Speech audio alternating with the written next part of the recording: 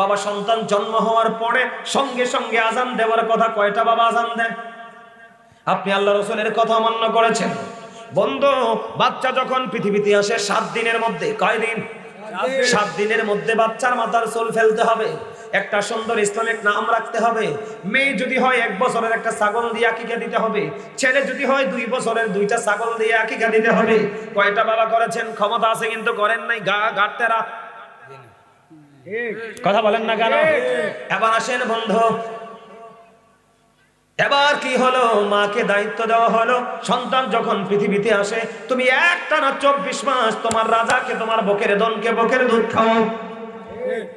হাদিস শরীফ, কয়টা মা বাচ্চাকে বকের দুধ খাওয়ায়? এখনকার বাচ্চা জন্মের পরে ফিটার ধরাইয়া দেয়, এটা কিন্তু বড় হইলে ফিটারের কথাই শোনে, মারটা না। তার মানে বুঝেন না, মার কথা মায় বললে কয় পারতাম না, শাশুড়ি কইলে কয় আম্মা আই। তার মানে ফিটার। কথা কন না কেন? নাকি ভুল বললাম? এবার আসেন বন্ধু, বাচ্চা যখন, আমার দিকে তাকান, বাচ্চা যখন 7 বছরে পা রাখে, রাসূল বললেন তুমি নামাজের ট্রেনিং দাও। কয়টা বাবা? আরে আব্বা নিজেই তো নামাজ পড়ে না, আর কি দিব ভূতেরে নামাজ পড়। আর আমি যে এত বড় হইছি, সারা দুনিয়ার মানুষের কাছে আমার পরিচিতি, সবাই জানে অনেক বড় একজন আলোচক, কিন্তু আমার মা এখনো যদি বন্ধু অসময়ে ঘুমিয়ে যায়, ঘরের কাউকে বলবে ওকে বলো ঘুম থেকে উঠতে আজান হয়ে গেছে, সেই জন্য নামাজ পড়ে।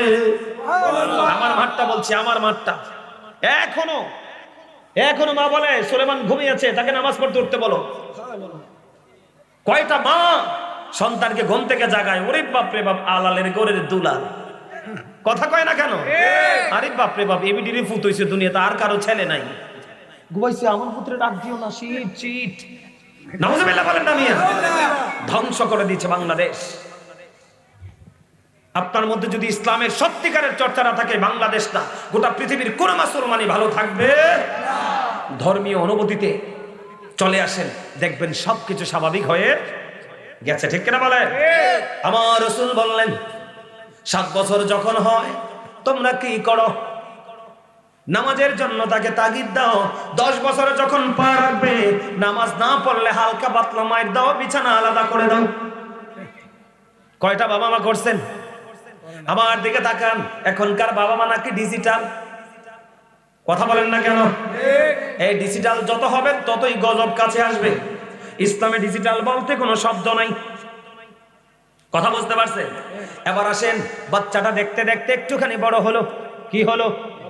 বাচ্চাটা দেখতে দেখতে একটুখানি বড় হলো। বাচ্চাটা বড় হওয়ার পরে আল্লাহ রাসূল বলেছেন চমৎকার একটা হাদিস। আল্লাহ রাসূল বলেছেন আদিবু আওলাদাকুম আলা তালাতি খিসানিন হুব্বি নবিকুম ওয়া হুব্বি আহলি বাইতিহি ওয়া আলা কিরাতিল কুরআন। এই লাল মিয়া, কালা মিয়া, আপনারা ওয়াজ শুনতেছেন, মন দিয়ে বসেন। বসেন প্লিজ, সিট ডাউন। এখানে বসেন, বসেন। পায়ে ব্যথা হলে ওই কর্নারে যান, ওই যে দেখেন ওখানে আরামে বসার জায়গা আছে, যান ওখানে পা ঝুলিয়ে বসতে পারবেন, যান। প্রয়োজনে 2 জনে ধরে এটাকে এখানে নিয়ে আসেন। আমি আপনাদেরকে বলি, এই কথাগুলো আমার ব্যক্তিগত নয়, কোরআন এবং হাদিসের। যেখানে কোরআন হাদিসের আলোচনা চলে, ওখানে আপনার মন গড়া কোনো কথা চলবে না। যদি করেন তাহলে বেয়াদবি, আপনার ক্ষতি হবে।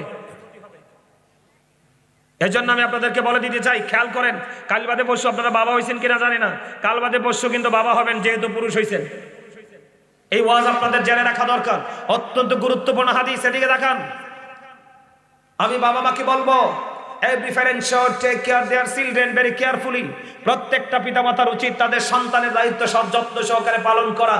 আর আমরা সন্তান হিসেবে we should obey our parents. আমাদের প্রত্যেকের উচিত আমাদের পিতামাতাকে মান্য করা। ঠিক কিনা বলেন? আরো জোরে।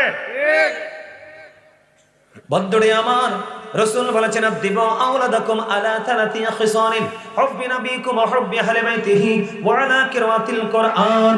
আমার রাসূল বলেছেন তোমরা তোমাদের সন্তানদেরকে 3টি বিষয়ে শিক্ষা দাও। কয়টি বিষয়? 3টি বিষয়। একটা হলো হুব্বি নবিকুম, teach the love of the prophet. তোমরা তোমাদের সন্তানকে ফার্স্ট টাইমে যে শিক্ষা দিবে নবীর মহব্বত, কারণ নবীর মহব্বত ঈমান এবং ফরজ। বাবা মার দায়িত্ব। এরপরে বলা হয়েছে হুব্বি আহলি বাইতিহি, তুমি তোমার সন্তানকে নবীর পরিবারের ভালোবাসা শেখাও, কারণ ওই ভালোবাসা ঈমান এবং ফরজ। এরপরে বলা হয়েছে আলা কিরাতিল কোরআন, তোমরা তোমাদের সন্তানদেরকে কোরআন তেলাওয়াত শেখাও। কয়টা বাবা মা নবীর প্রেম, আহলে বাইতের প্রেম, কোরআনকে যথাযথ শিখিয়েছে। না না না, সময় যখন হয় ছেলেটা যৌবনে পা দিলে বিয়ে দিয়ে দাও, মেয়েটা যৌবনে পা দিলে বিয়ে দিয়ে দাও, এবং ধার্মিক ছেলে দেখে এবং ধার্মিক মেয়ে তোমার ঘরে বউ করে আনো। এখনকার বাবা মাকে এই পথে হাঁটে নেক সন্তান আসবে কোত্থেকে, যাই সুন্দর পোলা এবং সুন্দর মেয়ে খোঁজে। আমার কথা কয় না, এটা বেয়াদব হোক আর আদব হোক, সুন্দর হইলেই ওকে। নাউজুবিল্লাহ বলেন না কেন? আর আপনি যখন বউ ঘরে না বলবেন আব্বা শীতের দিনে ঠান্ডা পানি ওযু করতে পারে না, বউ কি করবে? তোমার বাড়িতে কি গরম পানি করতে আইছি? তোমার বাপে ঠান্ডায় উঠতে না পারলে আমি উঠতেম কেমনে? আর আপনি দিবেন কষাইয়া থাপ্পড়, মেল বসবে, মিটিং বসবে, সারা দুনিয়ার মানুষ হাসাহাসি করবে। কথা বলেন না কেন? আগে বলছি মেলের বিচারের দরকার কেন হবে? কারণ ওটা তো আপনি 100% একুরেট আনেন নাই। রাসূল বলেছেন তুমি সুন্দর পাইলা না, ধনী পাইলা না, বড়লোক পাইলা না, গুণের শুধুমাত্র আল্লাহওয়ালা পাইলা। রাসূল বললেন যদি আল্লাহওয়ালা হয়, কান কাটা বাদী দাসীও যদি হয়, এটাকে ঘরে বহুত করে তুলে নিয়ে আসো, কালকে থেকে তোমার ঘরে নূর ঝলমল করবে। কথা বুঝেন নাই? ওই যে আমার ওয়াজটা যেই জায়গায়, আমি কি বলবো? মানে আপনারা তো মনে মনে ভাববেন যে হুজুর গাউসে পাকের কাছে কেন আসলো, একটু আল্লাহর ওলিদের কথা না বললে। এখনকার কিছু মৌলবী আছে দাওয়াত খায় ঠিকই, কিন্তু দাওয়াত যারা আইনা দিছে তাদের কথা কয় না। কথা কয় না কেন? যারা দাওয়াতের ব্যবস্থা করছে তাদের কথা বলে। আছে না আমাদের দেশে এরকম হুজুর? কথা বলে না কেন? বন্ধু আমার দিকে তাকান, গাউসে পাকের ঘটনাটা আমি পরে বলবো, আগে আমি আপনাকে বলি গাউসে পাকের বাবা আবু সালেহ মোসাজঙ্গে কেমন ছিলেন। বন্ধু, নদী দিয়ে ভেসে এসেছিল একটা ফল, এই ফলটা তিনি খেয়ে ফেললেন। ফলটা খাওয়ার পরে মনের মধ্যে ভয় জন্ম হলো। কি হলো? আমি কার বাগানের ফল খাইলাম রে? আমি কার বাগানের ফল খেলাম? এই হক আমি কেমন করে নিব? কথা বলে না কেন? ফল খাওয়ার মধ্যে তার মধ্যে একটা ভয় জন্ম হলো। খুঁজতে খুঁজতে খুঁজতে খুঁজতে বন্ধু ফল বাগানের মালিককে খুঁজে পেলেন। অনেক বড় ঘটনা এটা, অনেক লম্বা ঘটনা। আমি এই ফল খাইয়া ফেলছি, আমি এটা ঋণ পরিশোধ করতে চাই। কই তুমি যদি ঋণ পরিশোধ করতে চাও, এই বাগানে গোলামি করতে হবে 12 বছর। কত বছর? 12 বছর। দেখেন কেমন আল্লাহর ওলি ছিলেন। নদী দিয়া ভাইসা আইছে ফল, আর আমরা দেশের ফলাফাইন এমন ফোংডার ফোংডা। আপনার যদি কারো গাছের একটা আম যদি খুঁজে না দেয়, রাতের বেলা সব যাইয়া চুরি করে নিয়ে আসে। কথা বলেন না কেন? কিন্তু এই কথাটা চিন্তা করে না, সেই গাছ লাগাইছে সে দেয় নাই, এখানে তো আমার হক নাই। প্রয়োজনে ভালোই ভালোই পছন্দ যেহেতু হয়েছে তার থেকে 1 কেজি কিনে খাবো। ওই যে শিক্ষা নাই, নেই পরিণতা, নীতি নৈতিকতা মা বাবা তো শিখায় নাই। কারণ মা বাবাই তো জানেন আপনাকে শিখাবে কি করে। দেখেন গাউসে পাক কেন এত বড় আল্লাহর ওলি হলেন। এবার বললেন গোলামি করতে হবে, ওনার গোলামি শেষ হয়ে গেল। কই যে বাগানের মালিক সে তো মাফ করে নাই, এই বাগানের মালিক হলো আমার মা। মা মানে মেয়ে। সুবহানাল্লাহ বলেন। সুবহানাল্লাহ। আপনি তাকে বিয়ে করতে হবে, সে কানা ল্যাংড়া। তিনি রাজি হয়ে গেলেন। কি হয়ে গেলেন? রাজি হয়ে গেলেন। ওনার অন্তরে আল্লাহর কত ভয় ছিল, এই বিয়ে যদি করতে হয় আমি করব, কিন্তু এই অপরাধ থেকে আমি মুক্ত হতে চাই। বিয়ে হলো, ভাসর করে যায় দেখে অপূর্ব প্রেমময় সুন্দরী। সুবহানাল্লাহ বলে না কেন? আরে জোরে। এবার তো যাইয়া বাসর করে যাইয়া দৌড়াইয়া চলে আসছে। কি করছে? কয় আপনি মনে ভুল করছেন, আপনার মেয়ে তো অপূর্ব সুন্দরী, তা সব ঠিক আছে।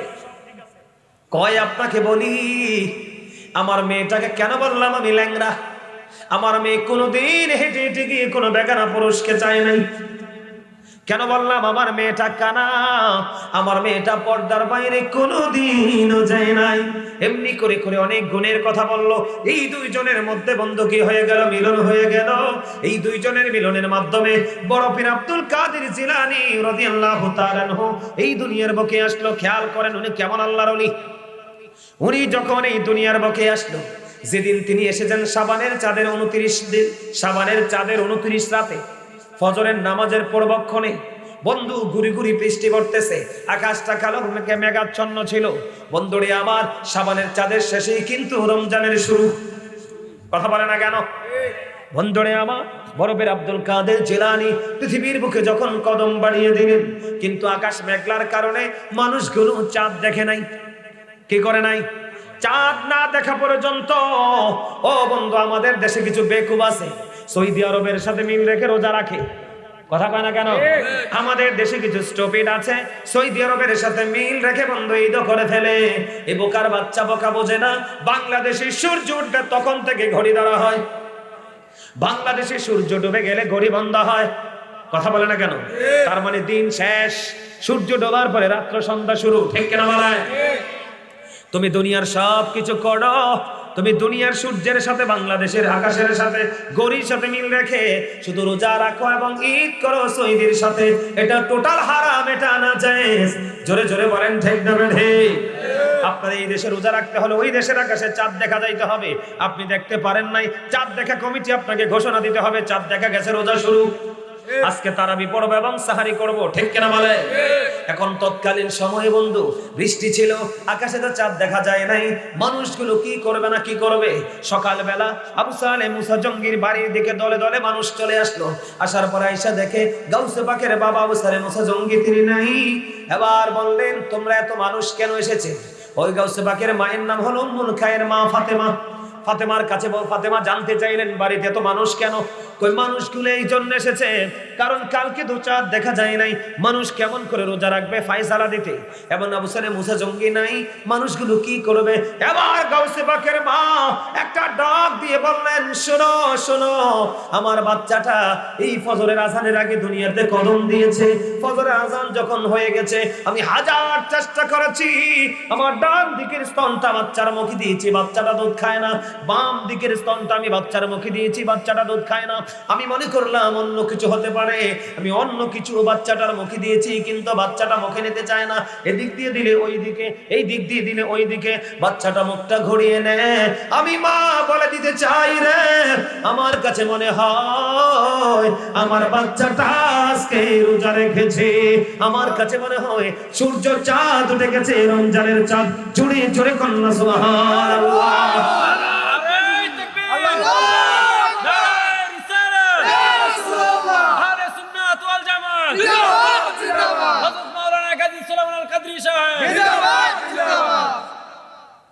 কি হয়ে গেল তখন মানুষ?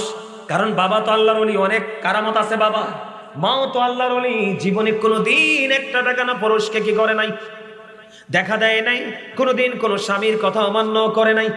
এমন মায়ের পেট থেকে আসছে রে অলিকুলের সম্রাট গাউসে সামদানি কুতুবে রব্বানি শেখ সৈয়দ মহিউদ্দিন আব্দুল কাদের জিলানী রাদিয়াল্লাহু তাআলা আনহু। এবার মানুষ মানলেন, কি করলেন না, সারাদিন কোনো কিছু খেলেন না, আর ওই ছোট্ট বাচ্চা গাউসে পাকের দিকে নজর। বাচ্চাটা কি করে দেখি, তার ফিলিংসটা কি দেখি। বন্ধুরে আমার, দিন চলে গেল, রাত যখন হয়ে গেল, ও বন্ধু মাগরিবের আজান যখন দিয়েছে, অটো এসে তার মায়ের স্তন চেপে ধরে দুধ পান করেছে, তার মানে সে ইফতার করেছে। আল্লাহর ওলিদেরকে নিয়ে ফাজলামি করেন, ইতিহাস পড়ে, ভালো করে পড়ে। এমন বাচ্চাকে আমাদের দেশের মারা পেটে ধরছে না, তাদের বাচ্চা দি দুনিয়ার ফাজি। কথা কন না কেন? বাচ্চার তো দোষ নাই, পেটে নিয়ে মায় করছে ফাজলামি, বাপে করছে ফাজলামি, বাচ্চাটা দুনিয়াতে আসার পরে একটা ফোঁটা শাসন করে নাই। যাই হোক, স্কুলে দিছে বাচ্চাটাকে শাসন করবে, স্কুলে টিচাররা পর্যন্ত বেত নিয়ে মারতে পারে না, মামলা ঢুকে দেয়। আপনার বাচ্চা, আপনার বাচ্চা মানুষ করবেন কিভাবে? আল্লাহর ওলি হবে কিভাবে? জন্ম দেয় বাবা মা, মানুষ বানায় টিচার। এখনকার কি টিচাররা বাচ্চাদেরকে শাসন করতে পারে? শাসন না করতে পারলে তার ব্রেনে তো বিবেক ঢুকাতে পারবো না, আমরা শিক্ষা ঢুকাতে পারবো না। কারণ আমিও দীর্ঘদিন কিন্তু কি করেছি, টিচিং প্রফেশনে ছিলাম। অসংখ্য স্টুডেন্ট আছে আমার বাংলাদেশে, অসংখ্য। আমি কিন্তু 10 দিন ছেড়ে দিতাম, একদিন এমন মায়ের মারতাম, মা বাবা পর্যন্ত দেখলে কাঁদতো। কিন্তু এখন তারা বলে যে হুজুর ছিল আমাদের জন্য কি নেয়ামত।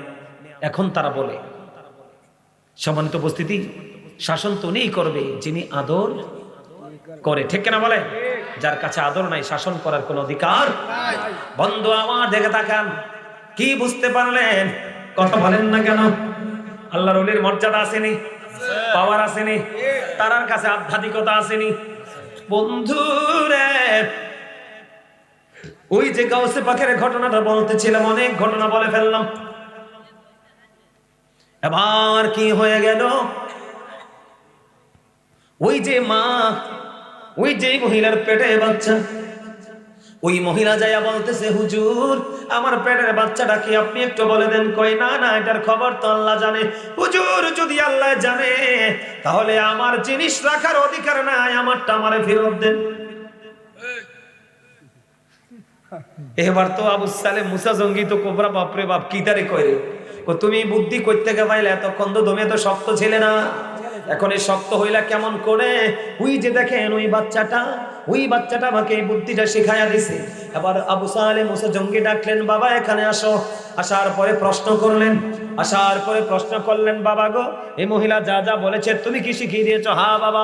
বন্ধু রে, সঙ্গে সঙ্গে আবু সালেম মুসা জঙ্গি গাউসে পাকের গালের মধ্যে একটা চর বসিয়ে দিলেন, থাপ্পড় বসিয়ে দিলেন। একটা থাপ্পড় দিয়ে আরেকটার জন্য হাতটা উঠালেন। বাবা বাবা থেমে যাও, আরেকটা গালে যদি আমার থাপ্পড় বসিয়ে দাও, এই দুনিয়াতে আমি একটাও নারী রাখবো না, সব পুরুষ বানাইয়া দিব। মহিলাকে বললেন, যান, আপনার গর্ভে পুত্র সন্তান। সত্যি সত্যি মহিলার গর্ভ থেকে পুত্র সন্তান এসেছে। জোরে কোন সুবহানাল্লাহ, আরো জোরে বলেন সুবহানাল্লাহ। একটা ঘটনা বলি, ডক্টর আহমদ পেয়ারা বাগদাদি পীর সাহেব কেবলা নাম শুনেছিলেন আপনারা? শাহপুর দরবার শরীফের অনেক বড় জবরদস্ত আল্লাহর ওলি ছিলেন। তিনি একজন ডক্টর ছিলেন। তিনি বাংলাদেশে, সুবহানাল্লাহ সুবহানাল্লাহ, ডক্টর আহমদ পেয়ারা বাগদাদি হুজুর কেবলার মুরিদান এখানে ছিল। আপনার আব্বা, সুবহানাল্লাহ সুবহানাল্লাহ। শোনেন, আজ থেকে ধরেন বছর খানিক হবে, একটা ছেলের বিয়ে হবে। একটা ছেলে আর একটা মেয়েকে পছন্দ করে। এখন মেয়ের বাবার কাছে ছেলে পক্ষ যাইতেই পারে না।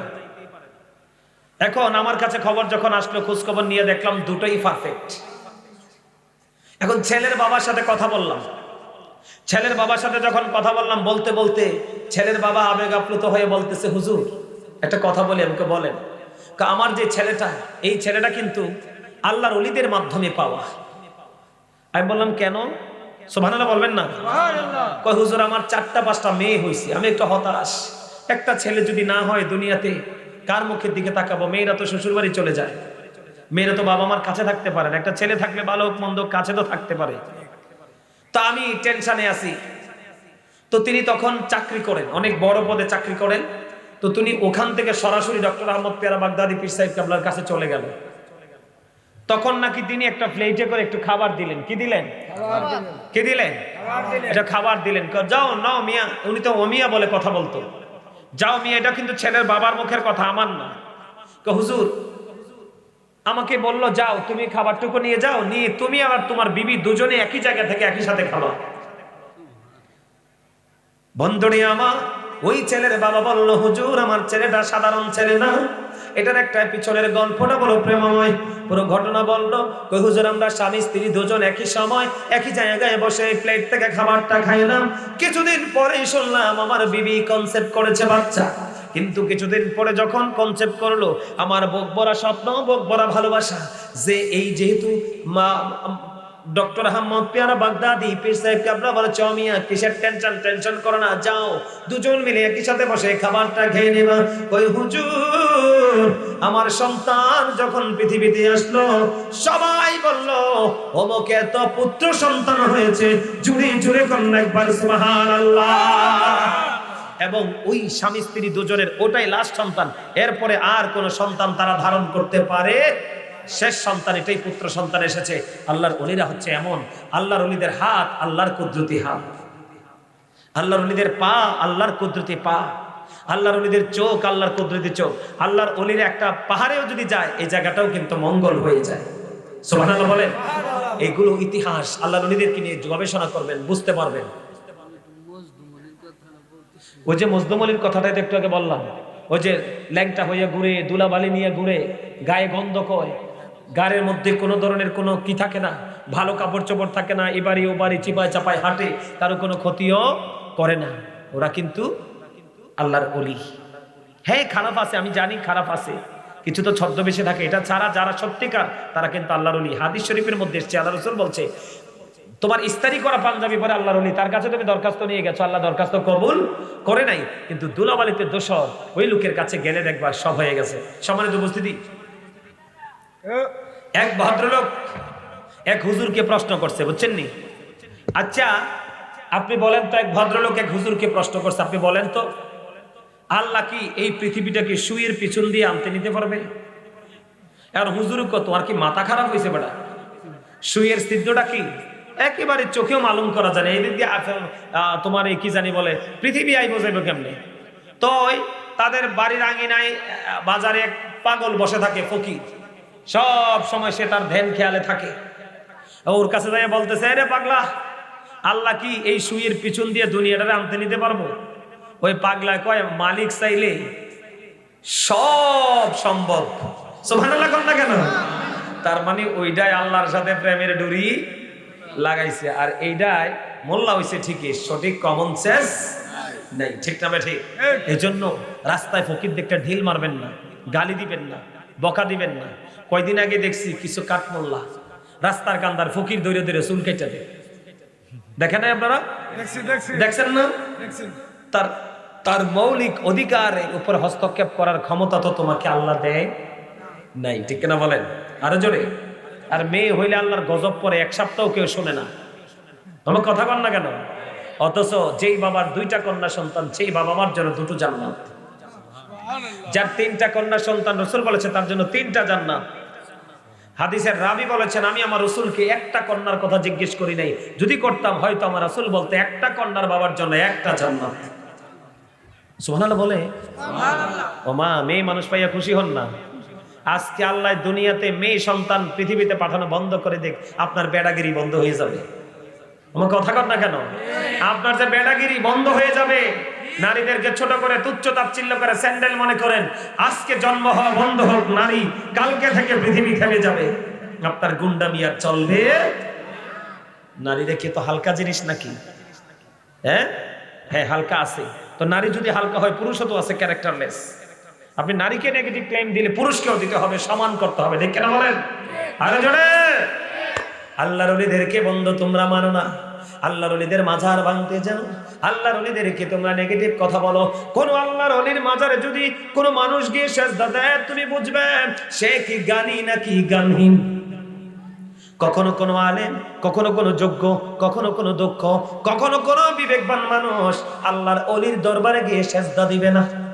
কারণ আল্লাহ রাসূলের পরে, আল্লাহর পরে দুনিয়ায় যদি কাউকে সেজদা দেওয়ার অনুমতি দিতেন, আল্লাহ প্রত্যেকটা নারীকে অনুমতি দিতেন তার স্বামীর কদমে সেজদা দেওয়ার জন্য। কপালের মালিক একমাত্র আল্লাহ। আপনারা যেখানে কেউ যদি বন্ধু মাজারে গিয়ে সেজদা দেয়, তাকে বোঝাবেন, মারবেন না, কারণ সে বোকা, সে স্টুপিড। কথা বলেন না কেন? কারণ সে যদি বুদ্ধিমান হতো, ভেরি ইন্টেলিজেন্ট হতো, ভেরি ক্লেভার হতো, তাহলে আল্লাহর ওলির দরবারে গিয়ে সে সেজদা দিত না। ঠিক কিনা বলেন? বন্ধু, আমাদের দেশে একটা ঠুনকু অজুহাতে আল্লাহর ওলির মাজার ভাঙতে যায়। অলরেডি 113টার উপর বন্ধু মাজার ভেঙে ফেলেছে। আপনাদের এখানেও মাজার আছে, সাবধান থাকবেন, শয়তান কিন্তু সব জায়গায় থাকে। আমার কথা বলেন না কেন? একটা অজুহাত দিবে, কি দিবে? একটা অজুহাত দিবে, তোমরা এটা করেছো, ওটা করেছো। আপনাকে বুঝতে হবে, কেউ যদি আল্লাহর ওলির দরবারে গিয়ে যদি নেশা করে, তাহলে তোমাকে বুঝতে হবে, দেখতে হবে ওই লোকটা বিবেকবান কিনা বিবেকহীন। যদি বিবেকহীন হয় তাকে তুমি বুঝাবে, আর যদি বিবেকবান হয় চিরদিনের জন্যই সীমানা তুমি বন্ধ করে দিবে। কথা বলেন না কেন? কারণ আল্লাহর ওলিরা এমন বন্ধু নিয়ামত এই দুনিয়ার জন্য। আমার দিকে তাকান, আল্লাহ রাব্বুল আলামিন কোরআনে বলেছেন, কি রে, কেক চা খাইবো? আচ্ছা ঠিক আছে। আল্লাহ রাব্বুল আলামিন বলেছেন, আলা ইন্না আউলিয়া আল্লাহি লা খাউফুন আলাইহিম ওয়া লা হুম ইয়াহজানুন। আপনি কি হুজুর? আপনার নমুনায় বোঝা যায় আলেম, উনি হুজুর নিও। আপনি কলেন এই যে এতক্ষণ যে বলছি, একটা হাদিস বলছিনি, সবগুলো আল্লাহর ওলি সম্পর্কে। সবগুলো কোরআন, আপনি ধাক্কা মারতে পারবেন না, সবগুলো বলেছে কোরআন থেকে, ঠিক কিনা বলে? হাদিস বললে আপনি বলতেন হুজুরে জাল হাদিস বলছে, চাপা দিতে পারতেন। এখানে চাপা দেওয়ার কোনো সুযোগ নেই। আল্লাহর কোরআন, আল্লাহর কোরআনকে যদি আপনি 1 সেকেন্ডের জন্য স্বীকার করেন, আপনি ইমানদার নয়, আপনি কাফের হয়ে যাবেন। কথা বলেন না কেন? আল্লাহর ওলির দরবারে যাবেন কি যাবেন না সেটা ডিসাইড করবেন আপনি। আপনি যাইলে ভাল লাগলে যাবেন না, ভাল লাগলে যাবেন না, কিন্তু কোন মানুষকে অ্যাঙ্কার করার অধিকার আল্লাহ আপনাকে দেয় নাই। কথা বলেন না কেন? আর মৃত ব্যক্তিকে তো প্রশ্নই আছে না, ইম্পসিবল। আমি আপনাদেরকে বলি, শুধু আল্লাহর ওলি হওয়া লাগবে না। যারা আল্লাহর ওলিদের বিরোধিতা করছে, আল্লাহর ওলিদের সাথে বেয়াদবি করছে, আল্লাহ জানিয়ে দিয়েছেন মান আদালি ওয়ালিয়ান ফাকাদ আযানতুহু বিল হারব। আল্লাহর ওলিদের সাথে ফাইজলামি করো না, আল্লাহ তোমার সাথে যুদ্ধ ঘোষণা করবে। আল্লাহর সাথে যুদ্ধ করার মতো সৃষ্টির কারো দুঃসাহস নেই, কারণ অমাকারু মাকারাল্লাহ ওয়াল্লাহু খায়রুল মাকিরিন। ঠিক কিনা বলে? আপনি মারামারি করতে হলে, আপনি যুদ্ধ করতে হলে আগে যুদ্ধ তৈরি করতে হয়। আমার কথা কন না কেন? আপনি যদি মারামারি করতে হয়, আপনার আগে যুদ্ধ তৈরি করতে হয়, অস্ত্র চালানো শিখাতে হয়। কিন্তু মালিক তিনি এমন একজন স্রষ্টা যাকে বলা হয় লা শারিক। কথা বলেন না কেন? কুল হু আল্লাহু আহাদ, আল্লাহ এক, ঠিক কিনা বলেন? উনি যদি বলবে কোন ফায়াকুন, উনি কোন বলতে দেরি হয়ে যাও, ফায়াকুন সঙ্গে সঙ্গে হয়ে যায়। এই জন্য বন্ধু, আপনারা ভালো লাগলে যাবেন, না হয়ে যাবেন না। জীবন একদিন ওনার দরবারে যাবেন না, সীমানাও যাবেন না, কিন্তু আল্লাহর ওলিদের বিরুদ্ধে কোনো বিরুদ্ধাচরণ করবেন না। আমি আল্লাহর ওলি না, সাধারণ একজন ইমানদারকে নিয়ে বলছি। আল্লাহ রাসূল বলেছেন, একজন মানুষ তার গায়ের মধ্যে নিজে নিজে আগুন লাগিয়ে দিল। কি করলো? এই যে আমি দেখি বন্ধু, এই যে আমার জামাটা আমি নিজেই কি করে দিলাম, এটার মধ্যে আগুন লাগিয়ে দিলাম। আল্লাহর হাবিব বলেছেন, আগুনে পুড়ে তোমার জামা ছাই হয়ে গেছে। জামাটা পুড়ে যখন ছাই হয়ে গেল, এবার তোমার অঙ্গে লেগে গেল, তোমার বডির মধ্যে আগুন লেগে গেল। এই আগুনে তোমার অঙ্গটাকে পুড়িয়ে ছাই করে ফেললো। এটা তোমার জন্য অনেক উত্তম, একটা কবরের উপরে বসার চাইতে। জোরে জোরে কর নাউজুবিল্লাহ।